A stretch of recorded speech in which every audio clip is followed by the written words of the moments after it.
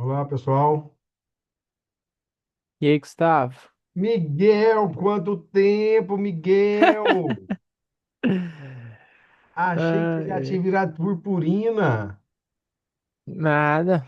Hã? Ó, Cadê a senhorita presentinhos, Ana Clara? Se ela não estiver fazendo os docinhos, não sei. Então vocês estão revezando? Não vem outro, não? Mas ela deve aparecer ainda. Tá, beleza. Tudo tranquilo? Estamos quase de férias. Graças a Deus. Nossa, Gustavo, eu Ah, acho que a redação que eu fiz ontem ficou muito boa. Eu ó, eu usei não só as corrigi aulas de ainda. sábado. Então, eu não corrigi ainda porque eu fiquei fazendo as aulas de revisão para amanhã e para semana que vem, por causa do Enem, né? Mas Uhum. amanhã, a máximo até domingo, eu já corrijo, já envio para vocês. Não, tranquilo. Peguei só o modernismo, uso de Andrade, Cecília Meirelles. Falei, vai sair. É, não, é bom que você já revisa, né? É isso aí. Uhum. E aí, Paulo, tudo certo? Beleza? Tudo certo. Bom demais. Bom, Bruno, tudo bem? Boa tarde. Gente, hoje é nosso último encontro, então, né? Vamos finalizar esse curso para a gente poder, inclusive, descansar um pouco mais na véspera do vestibular, que é semana que vem. Já desejo aqui muito boa sorte para vocês, né? Muito boa prova. Eu tenho certeza aqui que a gente fez um trabalho de excelência e a revisão de hoje é para mostrar isso, né? Tudo que o Enem colocou de mudança na sua cartilha do participante de 2025, a gente já havia feito, né? Quer dizer, eu já cansei de falar para vocês assim que uma fórmula pronta engessa o aluno, dificulta ele encaixar no tema e que era importante exemplos que fossem mais conectados com os eixos. Tanto que no nosso segundo semestre, nós falamos dos eixos, né? O eixo tecnologia, o eixo ética, o eixo trabalho, o eixo meio ambiente, ciência, saúde, né? Ética. E eu disse para vocês, ó, vamos, se a gente souber um exemplo para cada eixo, seja qual for o tema, o eixo está casado, tá? Então essa foi a grande sacada aí, né? Acho que não é grande sacada, não é nem essa expressão, né? Uma honestidade pedagógica, acho que é isso, né? Aquele professor que ensina o aluno a usar uma única fórmula e para o resto da vida copiar aquilo, ele não está ensinando o aluno a ser fluente na língua escrita, não está ensinando o cara a escrever, né? Então, esse não, nunca foi o meu propósito, certo? Então, aqui, para a aula de hoje, vou pedir licença para vocês aqui, né? Só para arrumar a tela e a gente já começar. Nós vamos fazer a finalização do nosso curso. E nessa finalização, vamos ver o que que a gente viu e o que está na cartilha do Enem. Então, na cartilha do Enem, não sei se vocês tiveram tempo para ler, né? A principal mudança que aconteceu foi a mudança em relação ao repertório de bolsa. Vamos dar uma passadinha rápida, então, né, nas outras informações pertinentes desse material, né, que é disponibilizado pelo Enem, e vamos ver o que que mudou, certo? Ana Clara, depois eu quero docinhos também, tá? Pode levar para mim. Muito bem. Ó, então vamos lá. A macroestrutura textual. A cartilha informa aquilo que também a gente já trabalhou aqui. Então, no primeiro parágrafo, tem que necessariamente conter o tema. E além do tema, tem que conter o ponto de vista. Então, esses dois pontos aqui, ó, eles correspondem ao que a gente estudou como sendo a nossa introdução, tá? Os argumentos são os exemplos culturais, os dados estatísticos, os exemplos da coletânea, são aquilo que materialmente condensa, aquilo que materialmente materializa a sua tese, dizendo que ela existe em algum lugar do espaço-tempo, tá? Então, isso aqui seria o desenvolvimento, o desenvolvimento. E aqui nós tivemos também uma aula muito bacana, vamos rever esses pontos hoje, né? Da conclusão, tá? Então, aqui nós vamos ter dois parágrafos, né? O D1 e o D2, e a introdução contendo o tema, o ponto de vista. Além disso, a introdução deve conter agora, isso aqui é que o Enem, isso aqui é que a cartilha está dizendo. Agora, o que que o professor Gustavo te indica? Que além de colocar o tema, o ponto de vista, você tem que colocar um repertório na introdução, ou fazer um esquema dissertativo que as teses estejam também explícitas e indicativas da estratégia textual que você está criando. Eu vou desenvolver essa ideia daqui a pouquinho, vai ficar melhor, tá? Então vamos lá, competência um, 2, 3, 4 e 5. A um é sobre como demonstrar o domínio da modalidade escrita. Quais são os desvios que vocês mais cometem, tá? Olha esse slide, presta atenção. Presta atenção nisso aqui, ó. Ó, competência um. Competência um. as convenções da escrita. Então, se você erra muito acento, né, tem que revisar isso essa semana ainda, tá? A ortografia, o uso do hífen, o emprego de crase, separação de sílabas, se você está passando da margem, está deixando o texto torto, isso aqui é da competência um, tá? Se a gente pensar agora na parte gramatical, é justamente a aula do professor de gramática, mas gramática pura. Eu gosto de você. Tem gente que diz assim, eu gosto, assim, e não usa a preposição de. Você está cometendo um erro de regência verbal. O erro do verbo aspirar. Eu aspiro ao cargo de presidente da República. No sentido de desejar, ele tem a preposição a. Sem a preposição, no sentido de cheirar. Então, se eu escrever eu aspiro o cargo, estou cheirando o cargo, né? Então, cria aí uma incoerência pelo mau uso de uma regência verbal. Se, por exemplo, eu acho que o que vocês mais erram aqui é o verbo assistir. O assistir é o assistir sem preposição, tem um sentido. O assistir com preposição em e o assistir com preposição a. No sentido de ver, é com preposição a. Eu assisto ao filme, à novela, tá? No sentido de morar, com preposição em. Eu moro em Uberaba, eu assisto em Uberaba há 30 anos. E no sentido de não ter nenhuma preposição, é o de dar assistência, de ajudar, né? O médico assiste o paciente.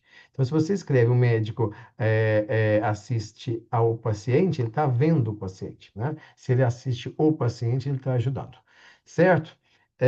Uso de crase aqui, né? Muito comum esquecer o uso da crase, né? Só diante de palavras femininas, nunca masculinas.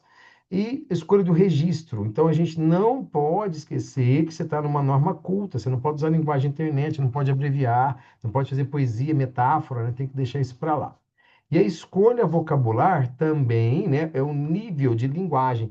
Esses dias eu estava num corredor de um colégio, tinha um aluno conversando com uma coordenadora, entrei na conversa e falei assim, olha, você não pode falar desse jeito, essa sua conversa, seu nível vocabulário é para o seu colega de bairro, colega de escola. Você está falando com uma autoridade na escola, né? Então você tem que melhorar a linguagem usando o vocabulário para essa situação discursiva. Tá? Isso que acontece aqui na competência um, tá?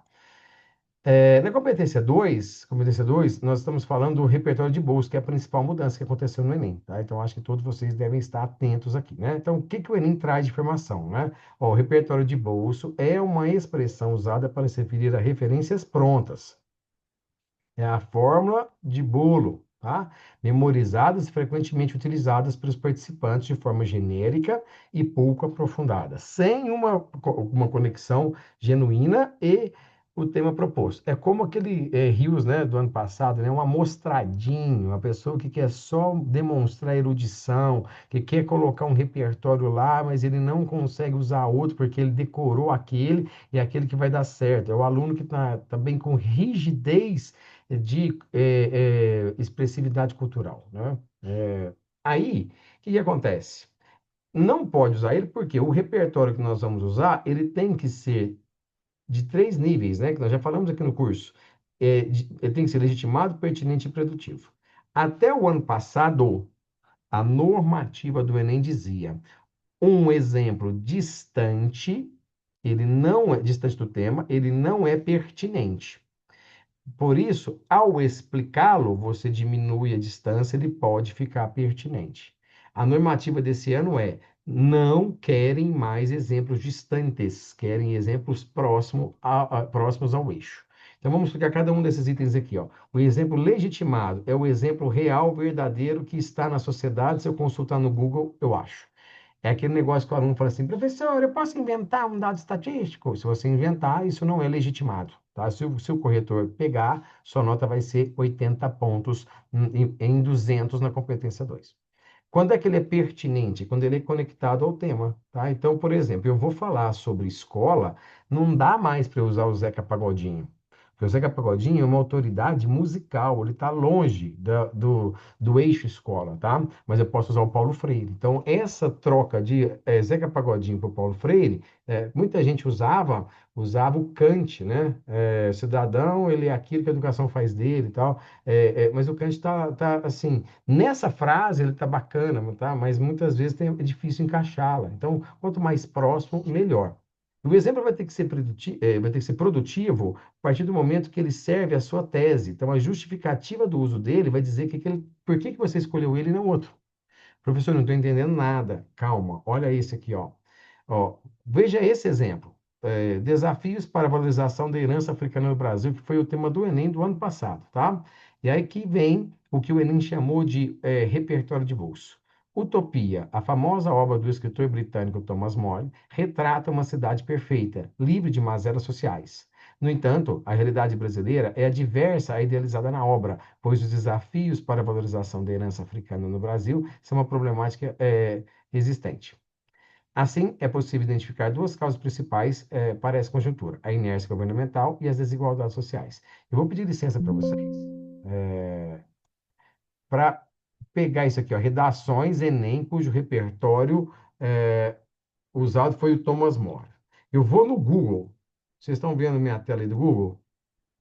Alguém me fala aí. Sim, Beleza. Então, olha aí. Ó, quando eu digito aqui, ó, está dizendo que ela é frequentemente utilizada. Só de falar isso aí, a redação ela já vai ter a nota da competência 2 reduzida para 80. Não vai zerar seu texto, tá? Mas você que está precisando tirar nota em cursos concorridos, em cursos, por exemplo, direito, medicina, engenharia, esses cursos, se você tiver 120 pontos deduzidos da sua nota, isso vai ser muito ruim para você. Então, olha daqui para baixo, ó. Olha essa redação. Não vou nem abrir nenhuma, não, tá? Vamos pegar aqui, ó. Na obra Utopia, do escritor Thomas More, retratada uma sociedade perfeita na qual o corpo social padroniza-se. Olha essa aqui, né? Imagine, na obra Utopia, escritor, retratada a sociedade perfeita na qual. Tá vendo? Ó, olha essa aqui, do Descomplica. O livro Utopia, do escritor. Entendeu por que que isso aqui é um vocabulário de bolso? Porque não dá mais para você aprovar 5 milhões de pessoas escrevendo só isso aqui desse jeito, entendeu? Igual, não há nem corretor que aguente isso, entendeu? Então, a partir do momento que a gente conseguisse variar esses exemplos, deixaria de ser um repertório de bolso. Agora, eu fiz uma aula para vocês aqui que a gente usou o quadro grito. Inclusive, o Miguel, que está aqui na sala, ele usa muito o quadro grito. Vamos fazer o teste, Miguel? É ao vivo, eu não fiz isso aqui antes, não, tá? Ó, o grito de Edvard Munch. Edvard Munch. Vamos ver ó, se tem. Ó, aqui não falou que foi usado exaustivamente, tá vendo? Agora olha aqui, ó, vamos ver se acha. Ó, aqui uma redação, aqui outra, tá vendo? Aqui já começou a aparecer. Então, embora não esteja rastreado, a gente já vê algumas aqui, ó. Então, peraí, se o quadro grito também tá, então eu posso usar outro. É isso que eu nem estou querendo dizer, mas esse outro qual? Aquele que esteja conectado com o seu tema, o seu eixo, tá? Então, vou voltar lá para a tela para ficar melhor agora. Então, veja bem. Isso aqui que está no Enem, o Enem está dizendo. Então, essa obra aqui, ó, esquece. Não usa. Quem usa essa obra aqui, esquece. Não é para usar ela nessa redação do Enem, tá? Nessa versão. Agora, veja só. Vamos tentar agora aliviar o que que seria um repertório adequado, tá? Então, o Thomas More tá fora. Ó, instituições Zumbi do Bauman tá fora, da genérica, e qualquer outro que esteja desalinhado com o eixo tema. Então, peraí, se eu estiver falando, se o tema da redação for questão de qual a política ideal para a nossa sociedade, aí o Thomas More tá dentro, certo? Se for, qual deve ser o comportamento das instituições sociais no Brasil? Aí o Bauman, com a Instituição Zumbi, tá certo, porque ele está dentro do eixo, entendeu? O problema é que você vai falar de a importância do sorvete para criança e começa com Thomas More. Que na sociedade de utopia, possivelmente o sorvete seria se existisse algo ideal, mas no entanto, nem toda criança tem sorvete no Brasil, que não tem nada a ver o Thomas More com isso aqui, certo? Então vamos lá, vamos rever os eixos que a gente trabalhou. Primeiro eixo foi trabalho, agora eu quero que você pegue um caderno Porque se a gente viu 1 milhão de repertório aqui durante o curso, nós vamos reduzir isso aqui a uma folha só. E você vai olhar essa folha todos os dias até domingo que vem, né? Até no domingo da prova do Enem. Então, se o eixo for trabalho, o que que você pode usar? O Karl Marx, aqui ele fala que o trabalho aliena o homem, que ele coloca o homem de forma tão mecânica que o homem perde a sua criatividade, perde a chance de se emancipar, de se libertar. O trabalho aprisiona o homem. Então, para o Karl Marx, o trabalho é negativo. Para contrabalancear, o Durkheim, Emile Durkheim, ele fala que o trabalho é positivo, que o trabalho cria uma coesão social, que quanto mais especialização nós tivermos, mais nós vamos precisar da solidariedade dos outros campos de ação. Vou explicar melhor. Se você tem uma casa, você não consegue construir a casa sozinho, você precisa de um pedreiro, você precisa de um encanador, você precisa de um eletricista, você precisa de um engenheiro, você precisa de um assentador de piso, você precisa do cara do cartório, você precisa do correio, você precisa de um monte de situação que o Durkheim chama de coesão social via solidariedade. Então, ele fala que o trabalho mostra que a sociedade fica orgânica, funcional. O Karl Marx diz que o trabalho gera contradição, certo? Se o eixo não for trabalho, se o eixo for ética, vamos lembrar o Kant. Então, o Immanuel Kant, filósofo da contemporaneidade, afirma dois pontos importantes. Um é chamado de imperativo categórico, que é o processo que o sujeito se volta para ele pensar como ele deve agir na sociedade. Então, o que que ele fala? Age de tal forma que tuas ações devem ser universalizadas e replicadas por todos. Então, Kant está querendo dizer, no imperativo categórico, que a ação dele tem que ser ética de tal forma que as pessoas possam agir como ele age. Então, por exemplo, se eu estou dando essa aula, usando esse vocabulário, falando o que estou falando, todos os professores de redação poderiam fazer o que eu estou fazendo? Se a resposta for sim, é porque eu estou do campo da ética, tá? E o imperativo prático é quando ele pensa, depois de ter reformulado o jeito de pensar, de ser livre na sua autonomia de pensamento, como seria a vida de um cidadão em sociedade, como ele deve agir agora com o outro. Então, o Kant diz: age de tal forma que nunca use o outro como meio e sempre como fim. Então, o outro não pode ser usado como plataforma, como trampolim para o meu sucesso. Eu não posso usar você aqui para que eu tenha algo além da própria aula, para que eu tenha sucesso, palmas, para que eu tenha aprovação. Não, eu tenho que dar a aula, porque é meu dever dar aula e ponto final. Então, nossa relação ética se esgota na própria aula, tá? Se o eixo for tecnologia e ciência, é um eixo muito cotado aí para o Enem esse ano, né? Aí você pode usar o Galileu. O que que ele fala? Que a matemática é o caractere com o qual Deus escreveu o universo.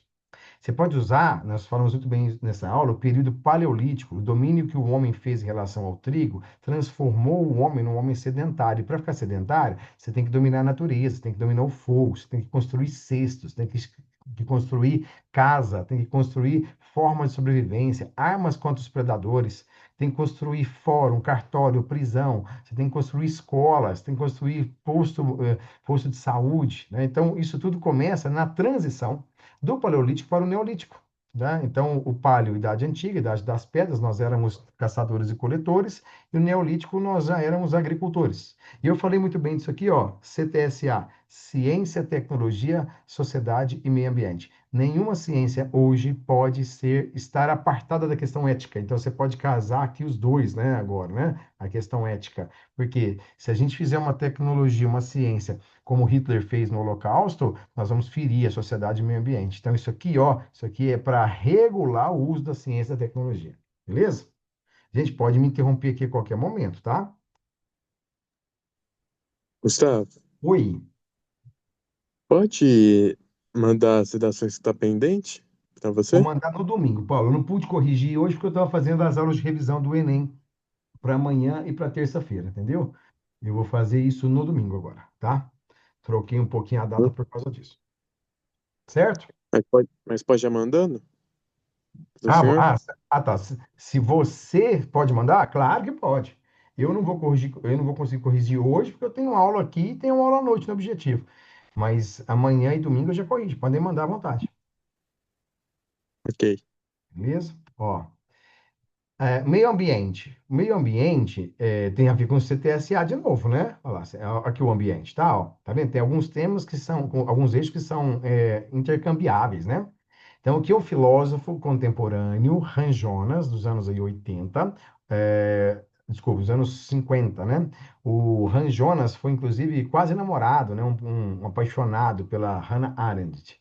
E ele diz sobre o princípio da responsabilidade. Ele fala que quando Kant escreveu, o Kant dizia que a responsabilidade do homem dizia respeito à ação desse homem na sociedade. Então, ele amplia o princípio kantiano dizendo que o princípio de responsabilidade do homem é em qualquer lugar por onde o homem passe. Então, se o homem passa no mar, e agora tem lixo no mar, se o homem passa no ar e tem lixo espacial, o homem agora ele é responsável por toda a biosfera. E a preocupação desse homem agora ampla, preocupado com toda a biosfera, não pode se limitar ao tempo presente. Ele tem que se preocupar ao tempo futuro, porque nós não podemos destruir o planeta e impedir que próximas gerações habitem esse planeta de forma caótica. Então, é responsabilidade nossa cuidar do planeta para o futuro. Esse é o princípio de responsabilidade em relação à natureza de Hans Jonas. E o Ailton Krenak, que inclusive caiu na Unicamp e é um índio da tribo Krenak, ele não se identifica como nascido em Minas Gerais, ele fala, eu nasci às margens do Rio Doce. Ou seja, a identificação dele é com a natureza, e não com a questão política inventada pelo ser humano. Ele tem vários artigos que ele falou. Por que eu digo falou? Porque, embora ele seja jornalista e saiba escrever, ele foi chamado para participar de podcasts na época da pandemia, quando a gente teve reclusão social. E os discursos dele viraram artigos escritos. São esses artigos que caíram na Unicamp. Um deles se chama Ideias para Adiar o Fim do Mundo. Qual é a ideia que ele tem para adiar o fim do mundo? Porque na cabeça dele, o mundo já foi destruído uma vez. Se a gente usar a cultura católica do branco, o mundo já foi destruído porque o homem não cuidou direito do mundo. Deus mandou uma arca com Noé dentro e um dilúvio. Então, Deus destruiu o mundo inteiro para o ser humano ficar agora novinho em folha e cuidar dele bonitinho.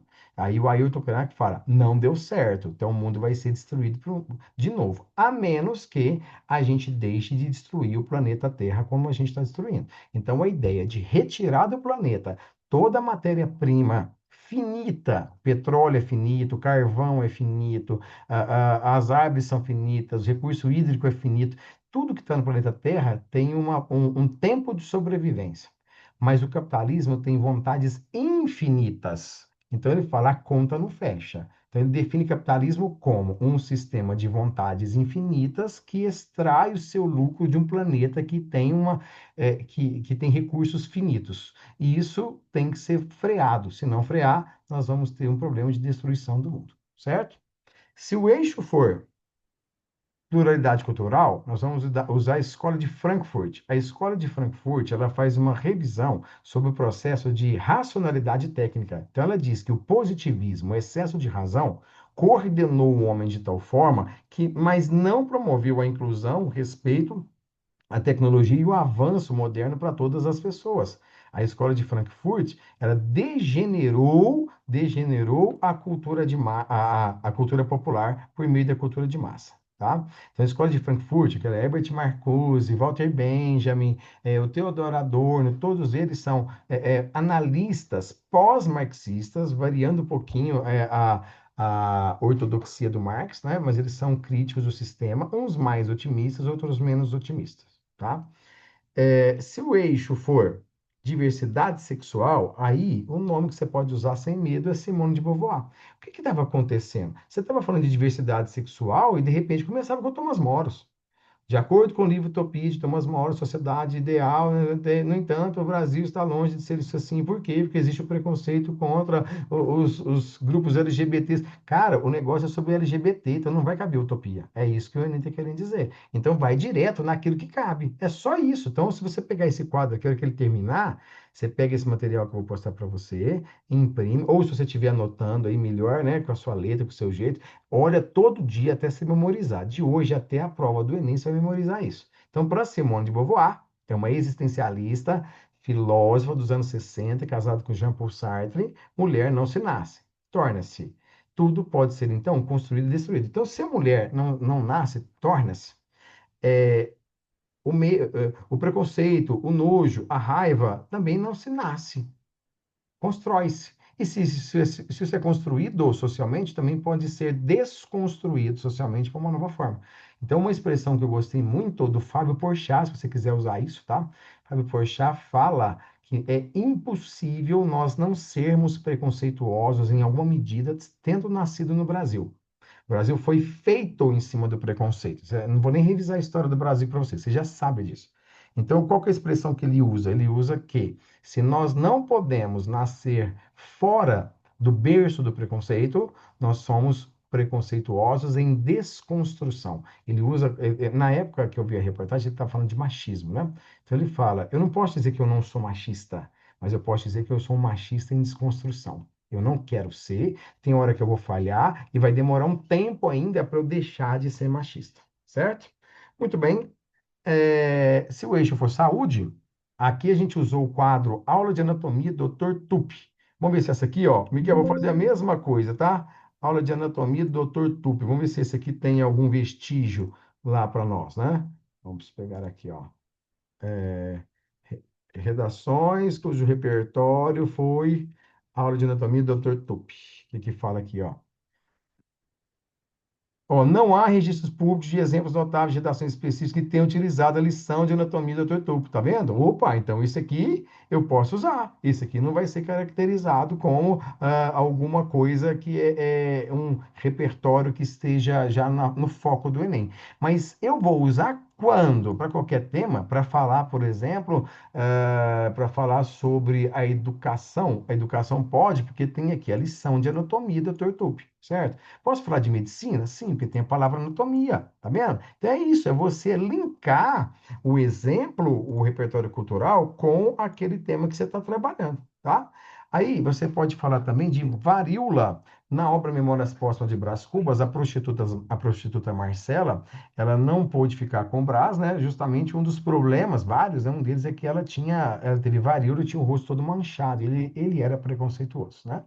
Capitais também teve uma situação de epidemia de varíola, em que os adultos morrem e as crianças são abandonadas em Salvador sem pais, né? Por isso que elas têm que morar no Trapiche. E a Revolta da Vacina, em 1904, junto com o Zé Gotinha. Zé Gotinha é um personagem que nos anos 80 ele foi criado a partir de um concurso. Eu mandei uma carta, mas agora eu não lembro o nome que eu escolhi, né? Quem ganhou foi um menino da minha idade ali, né? 6 a 7 anos, que escolheu o nome Zé Gotinha. Mas, ó, o governo recebeu milhões de cartas. Isso foi uma estratégia, né, para fazer a gente já se engajar com a questão da vacinação, tá? Muito bem. Professor, e se o eixo não for saúde, e se o eixo for, por exemplo, a questão da educação, né? Aí a gente vai usar. Opa, desculpa, voltei aqui. A gente vai usar. Agora eu posso usar o Paulo Freire, né? Pedagogia. O que que é uma pedagogia crítica? Uma pedagogia crítica é aquela que vem para fazer frente à pedagogia tradicional. A pedagogia tradicional era aquela pedagogia burguesa que protegia a criança e colocava o professor como um sujeito quase que um acompanhante do aluno, né? Sem um protagonismo, deixando o aluno livre, ele vai aprender quando ele quiser. É meio inspirado no livro Emílio, de Rousseau, que é outro repertório que você poderia usar aqui. Agora, o Paulo Freire é pedagogia não tradicional, é uma pedagogia crítica. O que que ele propõe? Que o professor ele seja um mediador de um conhecimento que está entre os dois. Então, o polo não está nem no aluno, nem no professor, mas está na troca, né? Então, ele usa uma pedagogia do afeto, uma pedagogia de adequar aquilo que o aluno tem de competência para ele aprender melhor. Vou explicar com um exemplo para ficar fácil. O que que você acha? Olha só esse exemplo, vê se isso não é a cara que o Enem, vê se o Enem não é freiriano. Imagine, eu tenho um homem de 48 anos, analfabeto, que ele é um agricultor de uma pequena chácara em que ele tem uma agricultura familiar, ele, a esposa dele e 3 filhos. Ele é analfabeto. Nós vamos alfabetizar esse homem que planta milho e vende para os varejões aqui da nossa cidade. É melhor a gente usar para ensinar matemática para ele, a, a, nós vamos usar matemática com o vocabulário de aplicação na Bolsa de Valores lá de Wall Street. Ou é melhor a gente usar matemática que envolve quanto custa o quilo de milho, por quanto ele deve vender no varejão, quanto ele deve plantar de milho para ter um lucro X. Ou seja, se a gente usar o vocabulário que ele domina de milho, semente, terra, água, adubo, para ensiná-lo a ser alfabetizado, ele vai aprender com mais facilidade, que é um território que ele domina.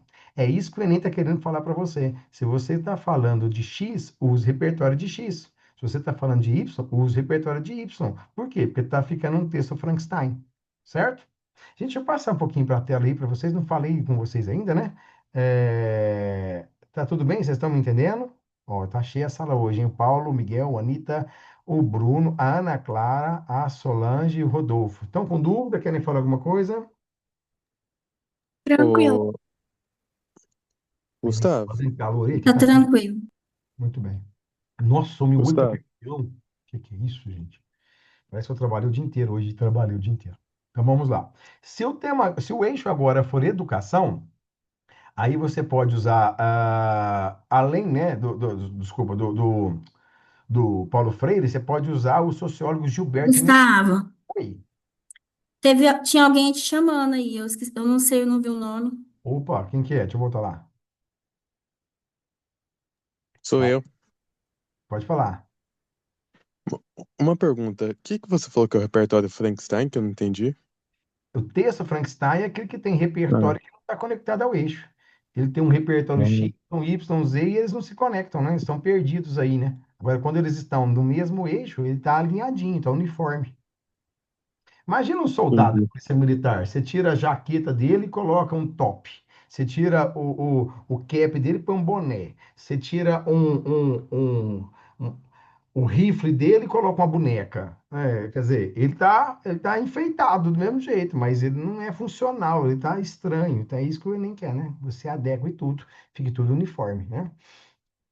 Beleza? Aqui nós temos o Gilberto Menstein, Cidadão de Papel, né? No eixo Educação, você pode citar ele. O que é o livro Cidadão de Papel desse sociólogo, né? É um livro que diz que o Brasil, ele tem leis muito bonitas, muito ricas, no entanto, na prática, a gente não consegue ver essa aplicação, né? Então, é necessário imprimir uma efetiva ação da lei para a prática. É isso que ele quer dizer, como livre cidadão de papel, tá? Agora eu vou passar para o lado esquerdo aqui. Espero que vocês tenham entendido, então. Esses são os eixos do Enem, esses são os repertórios. Existem 1 milhão de repertórios para cada eixo, viu, gente? Como a nossa aula aqui tem que ser sucinta, senão você vai ficar louco, né, de tanta coisa para estudar, aí eu fiz esse resumão aqui, né? Agora vamos falar com o tema. Eu vou voltar num slide anterior. Vou voltar no slide, que eu quero olhar como que essa pessoa aqui, ó, no ano passado colocou a tese. Ó, ela colocou o que a gente já estudou aqui. Opa, horta. Ela colocou um conector. Ela agora vai colocar a tese. Ó. É possível identificar duas causas. Ela vai trabalhar com causas, tá? Qual que é a primeira causa? A inércia governamental, certo? Isso aqui é a primeira causa. E a segunda, desigualdades sociais. Então anote aí no seu caderno, tá? Eu não quero que você faça desse jeito. Primeiro que faz parte do repertório de bolso colocar só esses tópicos. Todos os temas, o aluno coloca assim, ó, é culpa do governo e do indivíduo, da inércia governamental e da negligência do cidadão. Isso também já está colinha. Então, você vai ter que arrumar um jeito de escrever outra tese, ou pelo menos qualificar essa tese. Então, qualificar significa o seguinte, ó, a inércia governamental que aí você explica. E as desigualdades sociais, que também, ok? Certo? O que que acontece quando você coloca o que aqui? Você vai resumir aquilo que vai ser o parágrafo de desenvolvimento. E você acaba qualificando a tese. Porque a tese é a coisa mais importante do seu parágrafo. De repente, você só cospe ela ali, só joga, puf, puf. Você não causa um impacto no corretor, você não deixa ela diferente do seu oponente, né? Então, é melhor você qualificá-la. Beleza? Muito bem. Então, já passamos para a parte mais importante aí da cartilha do Enem, né? E vamos ver agora se esse repertório aqui ficou de bolso também. Olha lá, ó. Além do mais, é importante destacar a falha do sistema educacional na abordagem de assuntos de matriz africana. Então, estamos falando do mesmo tema, tá? Da matriz africana. Oh, meu Deus do céu. Travou. Travou. O que que é isso, colega? Vocês estão me ouvindo aí? Deu tudo certo? Ou caiu para vocês?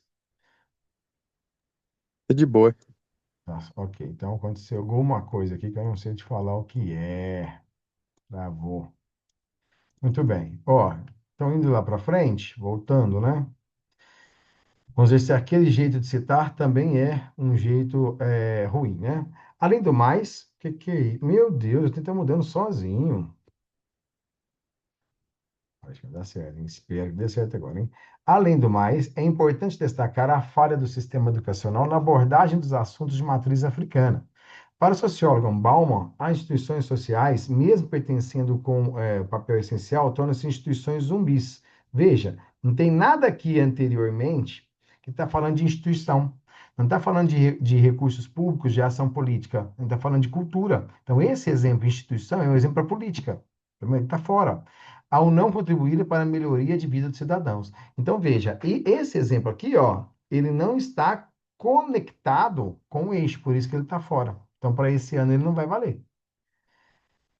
Agora, olha só, um bom exemplo, vamos ver se esse aqui ficou melhor, né? Ademais, o apagamento da cultura do povo negro contribuiu significativamente para a desvalorização da herança africana no Brasil. A historiadora Maria Beatriz Nascimento, ok? Eu vou saber se esse exemplo é um exemplo legitimado, se eu digitar Maria Beatriz Nascimento lá no Google e me mostrar mesmo que ela é uma historiadora. E que a teoria dela é o que está aqui na frente, ó, que aliou a militância do movimento negro e a vida acadêmica, é reconhecida, por exemplo, pelos seus estudos sobre as formações dos quilombos no Brasil e pelo ativismo antirracista. Então, veja, olha a diferença do uso desse exemplo da historiadora Maria Beatriz Nascimento com o uso do Zygmunt Bauman. Nesse caso aqui, ela é muito mais substancial, muito mais consistente, só pelo fato dela estar pesquisando coisas que têm a ver com o tema da redação deste ano. Então, o Bauman teria peso se a gente tivesse em outro eixo. Por isso que cabe ela aqui, não cabe o Bauman. Vocês entenderam isso? Por favor, coloca aí no chat se está tudo certo, vocês estão entendendo direitinho.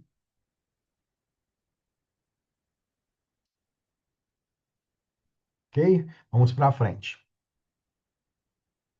Ó, agora você vai julgar se esse aqui é bom ou mal, tá? Eu já dei um exemplo de repertório de bolso, de um repertório que não é de bolso, e agora aqui você que vai julgar, tá? O tema é o mesmo: desafios para a valorização da herança africana no Brasil.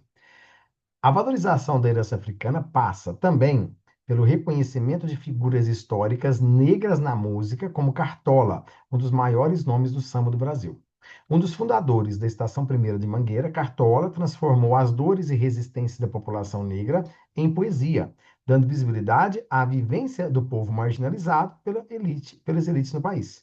No entanto, apesar de sua importância artística, Cartola passou anos na invisibilidade, trabalhando como servente de obras, até ser redescoberto na década de 70. Essa trajetória revela como artistas negros, aqui está ampliando, vai para o plural agora, ó, mesmo sendo pilares da cultura nacional, enfrentam o apagamento simbólico e a falta de reconhecimento do valor de suas obras artísticas. O caso de Cartola comprova que a negação da herança africana não se dá apenas na omissão histórica, mas também no desprezo pelas vozes que a representam. Valorizar essas vozes é, portanto, um passo essencial para a construção de uma identidade nacional mais justa e plural. Então, postem aí no chat o que vocês acham. Tirando a quantidade de repetição da palavra cartola, que a gente poderia usar o artista, ele, a gente suavizaria a repetição. O exemplo cartola para falar de negros e valorização africana da cultura no Brasil, da cultura africana no Brasil, ele está pertinente, ele está dentro do eixo. Claro, não tá, gente? Ele é negro, ele é artista, ele foi invisibilizado, depois ele foi redescoberto, né? Então ele faz parte de um eixo cultural no Brasil que é importante, ao mesmo tempo negligenciado, é meio ambíguo. Então esse exemplo está muito melhor. Troca isso aqui, tira o Cartola e põe a instituição zumbi? Vamos lá, vamos ver se dá certo. Ó, a valorização da herança africana passa também pelo reconhecimento de figuras históricas negras na música, como Cartola, um dos maiores nomes do samba do Brasil. Ele representa o contrário do que Zygmunt Bauman fala de instituições zumbis, que torna a instituição brasileira pouco eficiente. Isso se vê na exclusão de. Veja, não tem instituição aqui, a gente está falando de uma coisa abstrata, que é a cultura. Então não dá para você usar aqui o Zygmunt Bauman. É isso que o Enem quis dizer, tá? Então, agora, para suavizar, para vocês não ficarem desesperados, né? Você vai pegar o tema do Enem com a folha desse jeito aqui. O do ano passado foi assim que você pegou, tá? Então, aí, veja só, esse número um aqui que vai nos interessar para agora, tá? O que que você faz quando você pega a coletânea? Lê os textos motivadores, observando as palavras, os fragmentos que indicam o posicionamento dos autores e a situação do problema central da proposta. Aí depois você faz o quê? Ó, identifica em cada texto motivador, se for o caso, o ponto de vista e os argumentos apresentados pelos autores. E três, refletir sobre o ponto de vista dos autores. Se o cara está apoiando, se ele está criticando determinado fenômeno social. Se ele é preconceituoso, se não é. Se ele é excludente ou inclusivo, né? Então, refletir sobre o posicionamento dos autores dos textos motivadores e definir com muita clareza qual é o seu posicionamento. Eu colocaria aqui o item 4, que agora esse é para o meu aluno. Aqui é o pulo do gato.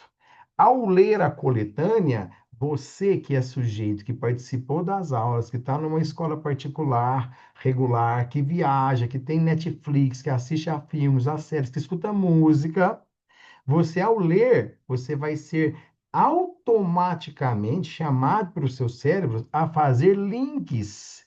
E esses links é que são os repertórios que já estão conectados. Então, esquece o Balmo, esquece a utopia e vamos fazer o link. Por exemplo, quando eu vejo esse texto 6 aqui, esse texto 6, só para você ter uma ideia de como funciona aqui, né? Deixa eu ver se dá um zoom aqui, ó. É um grafite, né? Alunos da escola municipal conhecem o Ponto Rio, que retrata a relação com a África. Possivelmente aqui é o Zumbi do Quilombo dos Palmares. Aí, na minha cabeça, quando eu vejo essa imagem, eu já penso em Castro Alves, poeta dos escravos, em Navio Negreiro. Eu já penso no filme que eu vi, Diamante de Sangue, que tem uma luta para extrair diamante na África e sustentar o luxo hollywoodiano. Eu tenho Hotel Ruanda, eu tenho L'Amistad, eu tenho Seu Jorge, eu tenho Emicida, eu tenho Lima Barreto, Machado de Assis. Tá tudo aqui na minha cabeça, tá? Eu tenho o livro Bom Dia, Camaradas, que caiu na UFO. Ó, então, peraí, eu vou escolher agora um desses repertórios para substituir esse que eu acabei de circular na hora de fazer minha redação. Então, eu coloco um equivalente que está na minha cabeça, tá? Professor, mas você tem muita cultura, eu não tenho. Claro que você tem, para de falar uma bobagem dessa. Você não tem a mesma que eu tenho, mas que você tem cultura, óbvio que você tem. Então, vamos lá. Vamos passar para o próximo aqui, né? Ó, então, os textos motivadores ajudam você a refletir sobre a temática proposta e podem ser de grande ajuda, em especial se for um tema sobre o qual você não tenha muito domínio. Então, se você não tem domínio, aí que você vai ler o texto motivador com calma, tá? No entanto, ó, só que eu acho difícil cair um tema cujo eixo nós não tenhamos visto aqui. Então, fique tranquilo que você vai ter repertório. Se você anotou aquele passo a passo aí das telas coloridinhas que eu passei aqui, vai dar tudo certo, tá? Então, ó, você vai ter que usar conhecimentos construídos ao longo de sua formação. O que que é isso aqui, ó? Repertório sociocultural, certo? Essa diferença entre um repertório no estilo de bolso, ele não está conectado ao eixo, essa é um modelo do repertório que está conectado ao eixo, ele está linkado, tá? Então é muito tranquilo. Então, para nós terminarmos, um esqueminha geral agora, para você não esquecer. Nós vamos ler o tema, vamos ler a coletânea, vamos ler com caneta, circular aquele texto e colocar do lado. Ó, esse texto aqui me lembra esse filme, me lembra esse personagem, me lembra esse evento histórico, me lembra esse dado da filosofia, me lembra essa citação aqui que eu conheço, tá? Anota do lado, tá? Anota do lado. Por quê? Aí você segue esse esquema aqui, ó. Começa o texto com um repertório cultural pertinente, esquece então o Thomas Moros, né? coloca a explicação a justificativa dessa escolha, né? Então, se você está escolhendo o Paulo Freire, por quê? Aí você vai ter que fazer elogios, né, à competência desse Paulo Freire, explicando por que esse exemplo está ali na sua redação. E junto disso, né, vem o tema. Então, as palavras-chave do tema, elas devem estar ainda na introdução, tá? Depois você vai colocar uma conjunção, né? Colocar suas teses, suas teses. Então, isso aqui tudo, galera, ó, é a nossa introdução, certo? Nossa introdução.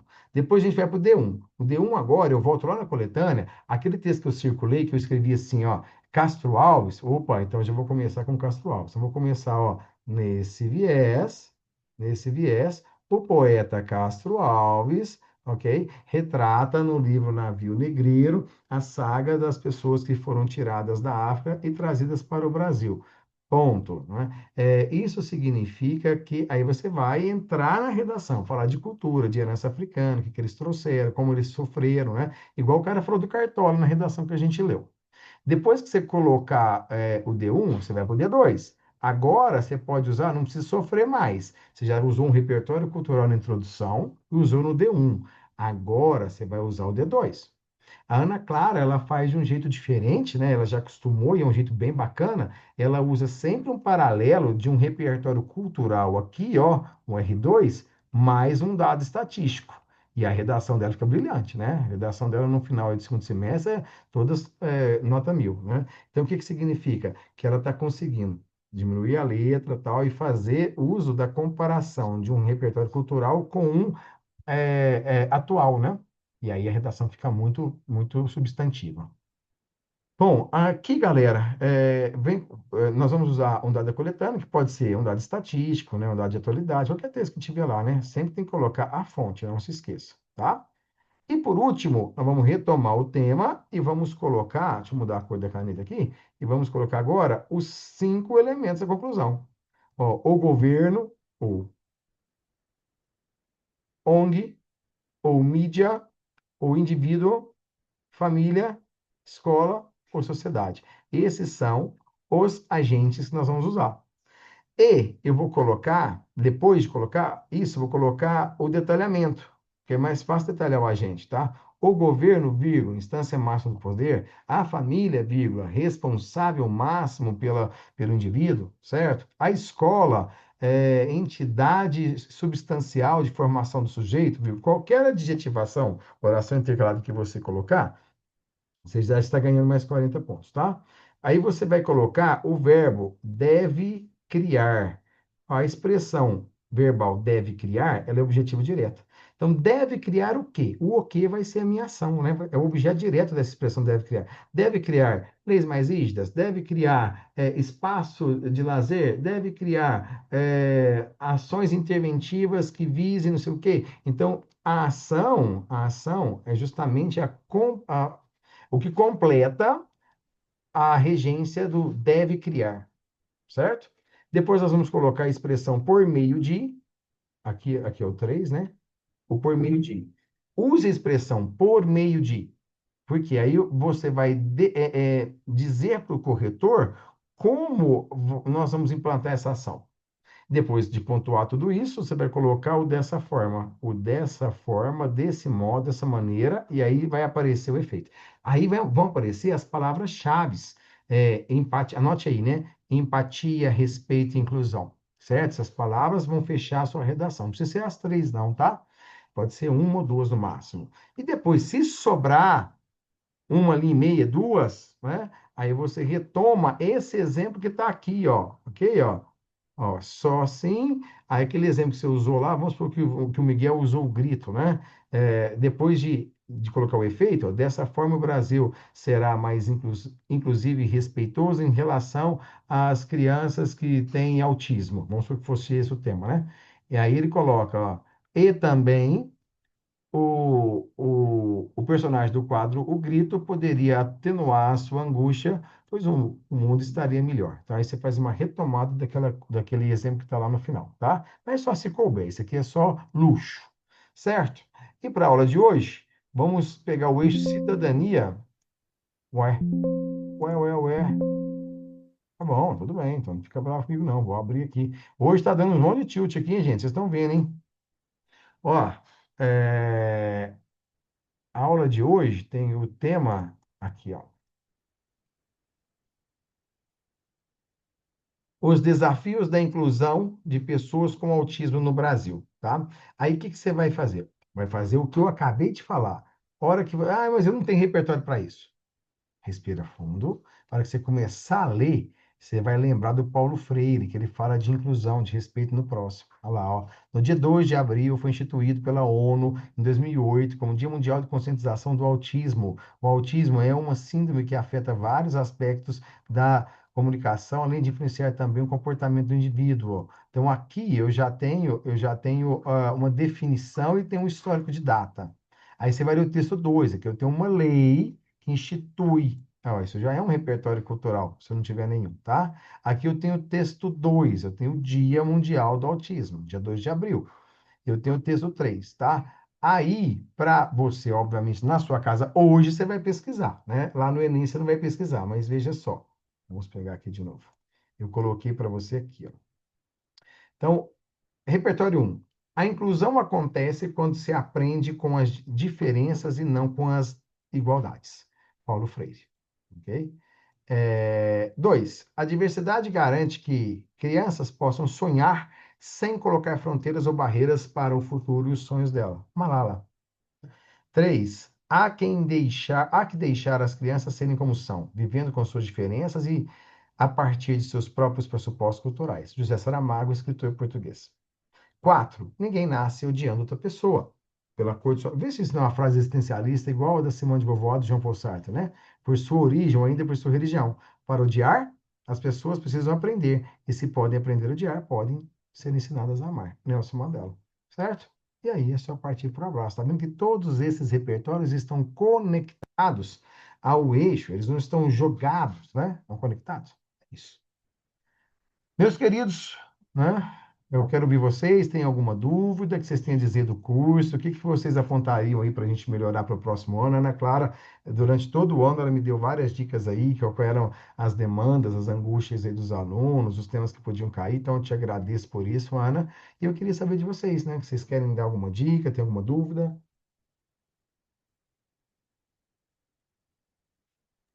Nada? O curso foi bom, então, na avaliação de vocês? Ah, eu queria só fazer um comentário. Sim. É mais um agradecimento do que uma dica mesmo. Que eu lembro que eu cheguei para você no início desse ano falando da minha nota do Enem do ano passado, e tudo mais, que foi Sim. muito ruim.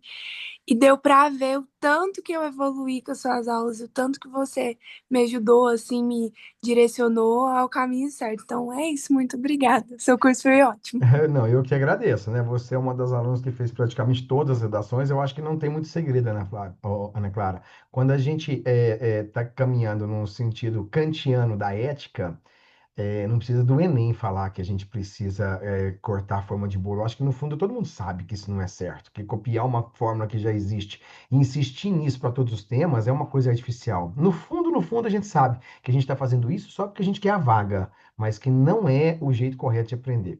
E quando a gente vai experimentando, e você fez isso, você experimentou várias formas, você experimentou de um jeito, experimentou de outro, fez assim e tal, foi ouvindo o que eu estava falando, até que você chegou num jeito que agora é seu, não é uma fórmula, foi você foi desenvolvendo, mas você consegue até fazer de outros jeitos, né? Não está engessada no modelo, né? Então, se você tem um professor que está elaborando um material didático, que está tentando fazer o certo, que está dentro da ética, querendo ensinar o sujeito a ser fluente na língua escrita, e você tem um aluno que está acompanhando isso, o resultado sempre vai ser positivo. Isso, aplicando para o Freire, não é mérito meu, né? Não é mérito seu, é mérito de um conjunto de pessoas que estão trabalhando exatamente para fazer a redação ficar sempre melhor. E às vezes era uma coisa tão simples, né? Mas como a redação da escola ela é muito corrida e a gente tem muitos alunos, muitas vezes um corretor de escola, ele corrige a redação, mas ele não ensina. Esse é o grande erro da nossa escola. Nossa escola, falando a escola do Brasil, tá? A gente usa o processo de correção para mostrar o erro, mas não para indicar onde é que está o acerto. Então, eu acho que a nossa correção aqui via WhatsApp, ainda que distante, no começo ficou mais assim, até vocês conhecerem a minha linguagem, se adaptarem, ficou um pouquinho assim, um momento de adaptação. Depois que adaptou, todo mundo entendeu, eu falava um negócio, tá, e aplicava na próxima redação. tá? Outra aluna que faz isso também, igual você faz, é a Letícia, do segundo ano, né?